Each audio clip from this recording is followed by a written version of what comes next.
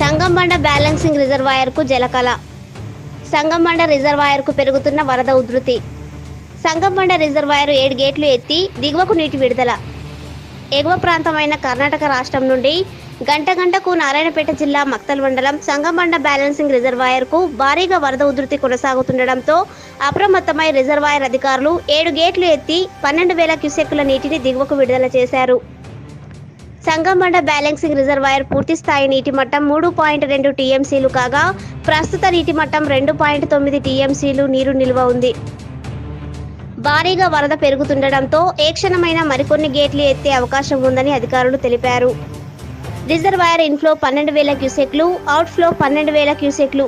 7 గేట్లు ఎత్తడంతో నేరేడుగం బ్రిడ్జిపై ఉధృతంగా ప్రవహిస్తున్న నీరు రాకపోకలకు అంతరాయం.